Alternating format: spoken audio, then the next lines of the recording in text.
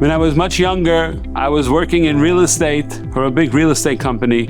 However, I was in a position where my family was growing and I needed to increase my income. So I was looking through the classifieds at that time. If you looked for a job, you went to the classifieds in the New York Times, see a big ad from the Trump organization looking for a property manager, which fit exactly what I was doing.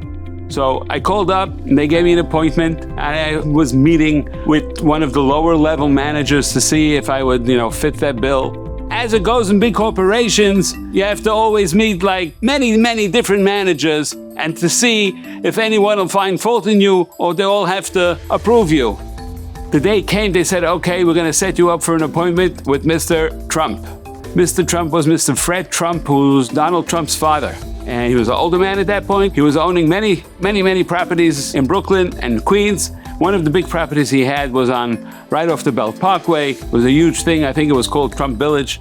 And there sits Mr. Fred Trump, surrounded by all his workers and managers and advisors, and says, I like everything about you. We're ready to hire you. And just you should know that this lady Caroline is going to be your immediate supervisor, and she's going to be the one you're going to work with on a day-to-day basis, in close contact, in close quarters, and so forth.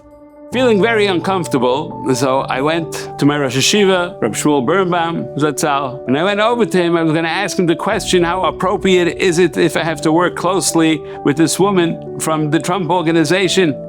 He says, Was sagt ihr? Was fragt ihr? What are you asking me? So I asked him again the question, and he did the same thing. Like, what are you asking? And then he did it a third time, and I was very uncomfortable asking him. And then I understood, by him not answering me, I understood it wasn't even a question, like, what are you asking?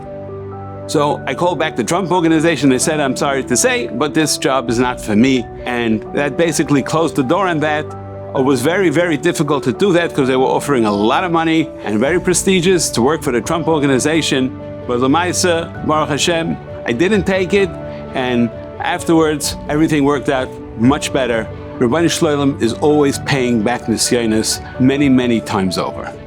The lesson that can be learned from this is that any time you come across any nisyon, any crossroads, you should always think back to a person's Rabbi. What would his Rabbi want him to do? Which that obviously would be the Ratzon Hashem. And that's where Reb Shmuel was. He always did Ratzon Hashem, and we should try to emulate that same way.